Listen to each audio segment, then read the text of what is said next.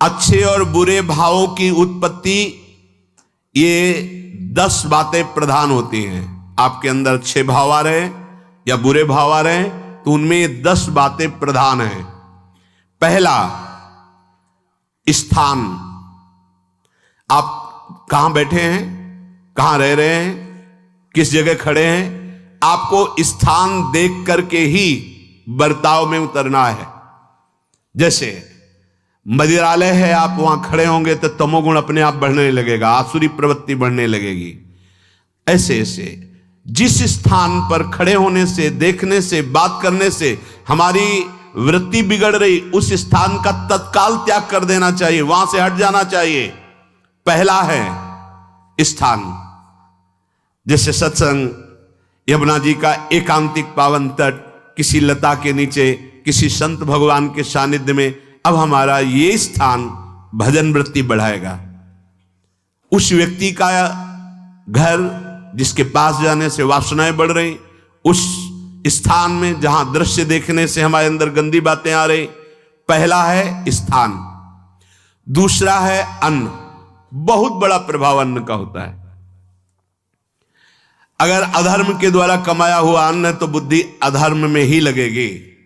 यदि भोजन पकाते समय, रसोई रांधते समय आप विकारात्मक चिंतन कर रहे हैं तो कोई भी प्रसाद पाए उसके अंदर विकार जागृत हो जाएगा। अन्न का बहुत बड़ा प्रभाव पड़ता है। एक बार पूज्यपाद उड़िया बाबा जी महाराज अपने परिकर के साथ भ्रमण में थे तो किसी बड़े धनी मानी ने निमंत्रण दिया, महाराज आज यहीं रुको। तो बाबा ने कहा हम लोग गांव के अंदर नहीं रुकते, तो बाहर कोई वृक्षों का समुदाय, जंगल जैसा, तो उसमें वहां रुके, पर भोजन उनकी तरफ से, भोजन सबने पाया। जब सुबह हुआ तो महात्मा जन, साधक जन एक दूसरे की तरफ देखे और बोले आज तो हमको बड़ा दोष हुआ, गंदा स्वप्न आया और हमारा संयम बिगड़ गया। बोले ये तो हमको भी हुआ, जितने थे सबको हुआ। उड़िया बाबा के समीप गए, बाबा ने कहा अच्छा ऐसा हुआ, ये तो अन्न दोष है, बुलाओ सन्न पवाने वाले को, फिर चलेंगे। बुलाया और बाबा ने कहा बिल्कुल सत्य बोलना, नहीं तो आप जानते हो इतने महात्माओं के संयम को आपने भ्रष्ट कर दिया, सत्य बोलना क्या बात थी। तो उनका महाराज संतान नहीं हो रही थी, सुना था आप बहुत सिद्ध महापुरुष हैं तो आपके परिकर को इसीलिए पवाया, अंदर काम भाव था कि हमारे कामना थी कि संतान उत्पन्न हो, वैसे चिंतन करते हुए बनाया से। बोले सबका संयम नष्ट कर दिया, होश में, नरक जाने वाली बात मत सोचो। अरे संतों को पवाओ जैसे अपने पुत्र को पवाते हैं, ऐसी भावना करनी चाहिए। आज हो भाग्य तो परिणाम खुद मंगल में निकलेगा। काम भाव से युक्त होकर क्यों बनाया, सब संतों के अंदर विकार पैदा कर दिया। अन्न का प्रभाव पड़ता है, हम जैसा अन्न पाते हैं वैसा। कई बार सुनाया है, सिद्ध महापुरुष पूज्य प्रातः स्मरण श्री बलराम दास जी महाराज झाड़ू मंडल के, यमुना के पावन तट पर ही है, रास मंडल के पास ही, वो अपने एक लता के नीचे बैठे हुए भगवत चिंतन कर रहे थे। अचानक यमुना जिस नजदीक है तो कोई माई स्नान किए हुए निकली तो नेत्रों ने देखा और विकार उत्पन्न हो गया। वयोवृद्ध सिद्ध महापुरुष, उन्होंने कहा आप तो इस शरीर को नष्ट कर दूंगा। शिष्यों ने कहा महाराज ऐसा क्यों?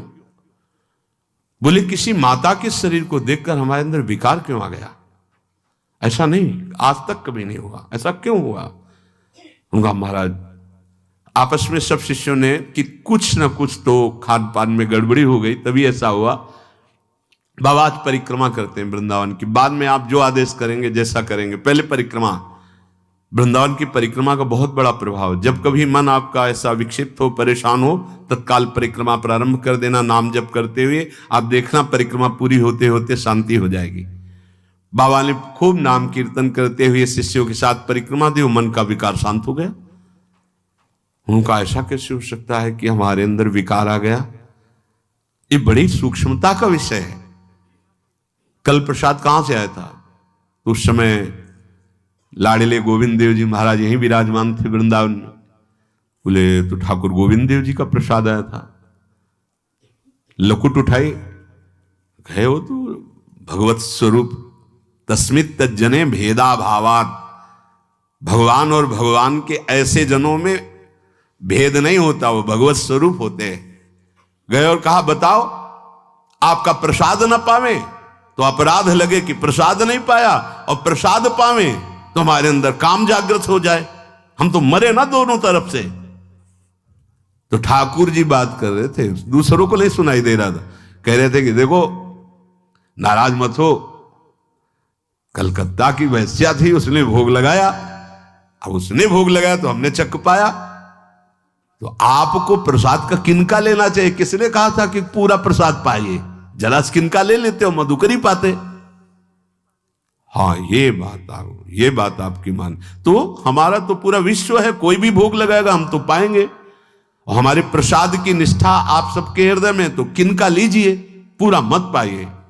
सोचिए, भगवद अर्पित प्रसाद और वृत्ति भगवान ने आदेश किया किनका पाओ, माधुकरी मांग के खाओ। यहां वर्णन कर रहे, यदि हम अन्न थोड़ा भी हमारे अंदर दूषित चला गया, तो जब कभी ऐसी विकार की भावना हो, आपके अंदर विकार बन रहा है, तो खोजिए। आपने कोई दृश्य देखा है, आपने किसी से बात की है, आपने कोई ऐसा संकल्प बनाया, नहीं, तो फिर भोजन दोष आ गया, अब आज उपवास कर दो। जब तक वो वृत्ति न नष्ट हो तब तक कुछ मत पाना, जल से काम चलाना, तो एक दिन एक पहर अपने आप शांत हो जाएगा।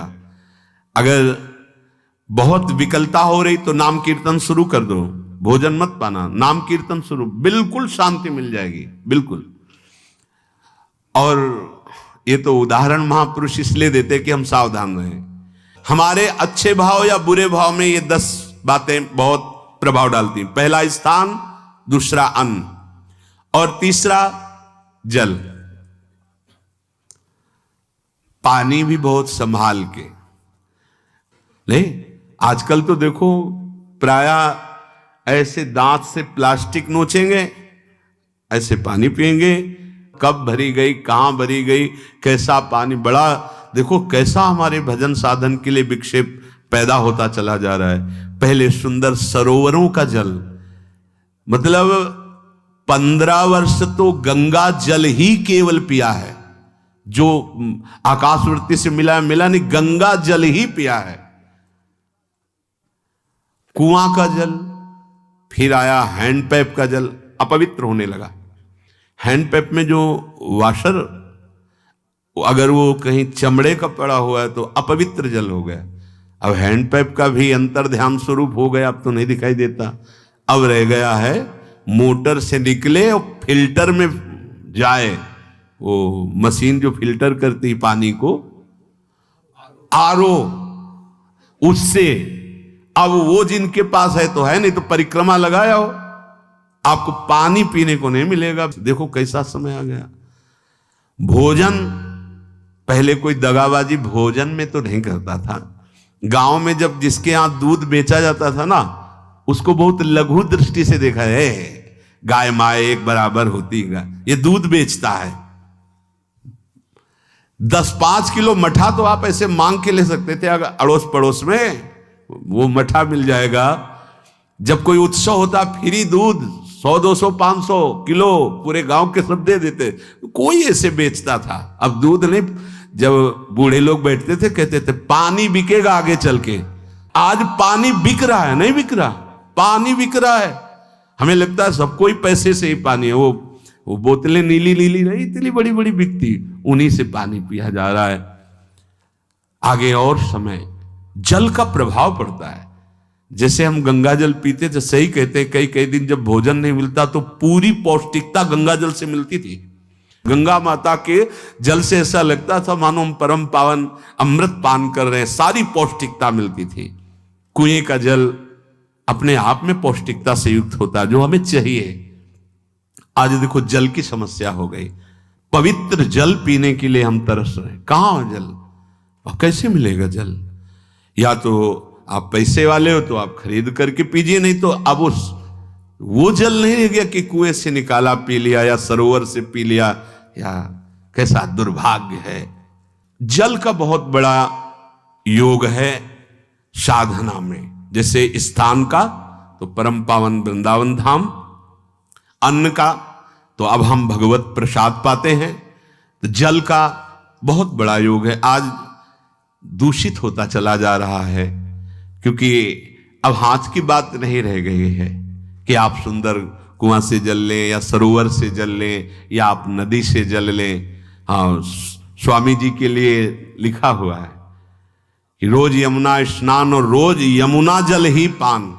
हमारे वृंदावन के समस्त भगवत स्वरूपों का स्नान यमुना जल से ही होता था, हो रहा है और होता ही रहेगा। बिहारी जी के लिए आज भी कलश में भरकर यमुना जल ही जाता है।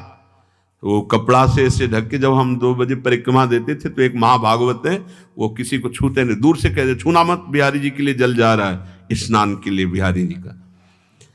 फिर चौथा है आपका परिकर, जहां पर रह रहे हैं वो समुदाय, चाहे परिवार हो या आप समुदाय, वो कैसा है, रजोगुणी है, तमोगुणी है, सतोगुणी है या त्रिगुणातीत भागवतिक है, उसका प्रभाव पड़ेगा। पांचवा है आपका पड़ोस, आसपास वाले घर, जैसा है वैसा प्रभाव पड़ेगा आपके ऊपर। पड़ोस निंदनीय है तो बंधन से युक्त होना पड़ेगा। लंका के पड़ोस में रहने के कारण अगाध महिमा वाले समुद्र को बांध दिया गया। रघुनाथ जी ने पुल बांधा और दंड देने के लिए तैयार हो गए थे सरकार, अग्निबाण संधान कर लिया था, पड़ोस के कारण ही तो ना, पड़ोसी रावण था। इसीलिए आस पड़ोस का बड़ा प्रभाव पड़ता है। फिर अगला है दृश्य, इस पे बहुत सावधानी की जरूरत है। ये मोबाइल भगवान चल गए हैं, बहुत विस्तार से चल गए हैं। अब कोई छोटा मोबाइल रखना नहीं चाहता, सब वो स्क्रीन वाला रखना चाहते, टच मोबाइल।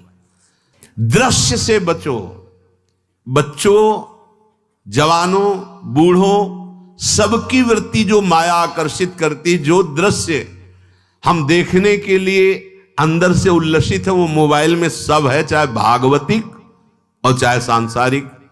तो भाई देख लो, गुण दोष में संसार है। अगर आप दोष ग्रहण करना चाहते हो तो दोष ले लो, गुण तो गुण। बहुत बहुत खतरनाक विषय है और बहुत लाभदायक विषय है। किसी संत की वाणी एक बार समझ में नहीं आई, अगर हम 10 बार सुने तो समझ में आ जाएगी, ये लाभदायक है। कभी कोई किसी से बात करनी, पहले जाए तो पोस्ट कार्ड चलते थे, एक कार्ड, वो 15 पैसे का इतना बड़ा वाला आता था, 25 पैसे का बंद वाला लिफाफे में आता था, नीले नीले कागज का 15 पैसे वाला कार्ड। उसमें चिट्ठी जाती थी महीनों में, कभी यहां 1 मिनट में अमेरिका से बात कर लो, कितनी बढ़िया बात हो गई। उसका दुरुपयोग ना करो। अब हमारी इतनी चंचल वृत्ति है कि दुरुपयोग करने के लिए उत्साह बढ़ जाता है। बोले अब सब काम हो गया है, अब एकांत सेवन कर रहे हैं, अंदर से सिटकिनी बंद और मोबाइल भगवान का संग शुरू। 2-4 मिनट सत्संग और अच्छे दृश्य देखे, फिर बगले में वहां सब होता है कि आप बस उसको ऑन कीजिए, फिर जो मनोरंजन शुरू होता है, फिर उपासक मिटिया मेट हो जाता है। ये बहुत सावधानी की बात कह रहे हैं। वैसे हमें लगता है यदि आपको इस बड़े कार्य वाले ना हो तो छोटा मोबाइल रखे तो अच्छा रहता है। तो इसलिए ये एक ऐसा कलयुग भगवान ने रचा है कि बचा पाना बड़ा मुश्किल है। इससे वृत्ति को बचाओ, जो बचा ले गया वो आगे साधना कर सकता है। बहुत सावधान बच्चों। हमें लगता है यदि आपका मन चंचल हो, आपके शासन में ना हो, तो स्क्रीन वाला मोबाइल अपने माता पिता को दे देना चाहिए। और हम कहते रखो, छोटा वाला रखो, कभी कोई आपत्ति विपत्ति या सूचना देनी हो, बढ़िया काम करता है। जरूरी नहीं है इतना बड़ा लेके चलना।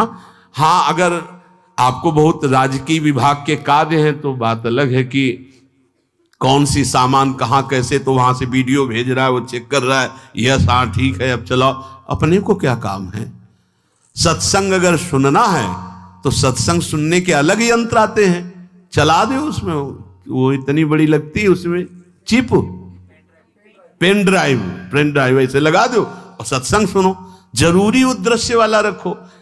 यहां कह रहे दृश्य, अगर गलत दृश्य देखा तो बावरे बन जाओगे और अच्छा दृश्य देखा तो भगवान के मार्ग के पथिक बनोगे। तो देखो, अच्छे दृश्य में भी दोष दर्शन की वृत्ति की गुंजाइश है। जैसे कोई लीला हो रही है, लीला के पात्र, जैसे हमारे ब्रजमंडल में रास लीला होती थी, ऐसे 12 वर्ष 13 वर्ष के लीला पात्र, सब नव किशोर, जहां भाव ही बने रोते रहो। अब वहां बड़े बड़े लीला पात्र हैं, अगर हमारी भावना शासन में नहीं है तो वहां हम अंग प्रत्यंग के दर्शन से हमारी हाव भाव वहां जो हो रहा है उससे हमारी वृत्तियां बिगड़ जाएं। जब छोटे छोटे लाडली लाल परस्पर खेलते हैं तो केवल आशीर्वाद देने को, रोने का मन होता है। अगर आप लीला भी देख रहे हैं तो बहुत सावधानी की जरूरत है, क्योंकि वो चिदानंद शरीर नहीं है, पांच भौतिक शरीर। हमारी दृष्टि पंचभूत में लगी हुई है। नाम जप करो, लीला गायन करो, फिर देखो जो लीला है, यही जीवन का परम सुख मिलेगा। सच्ची मान लीजिए,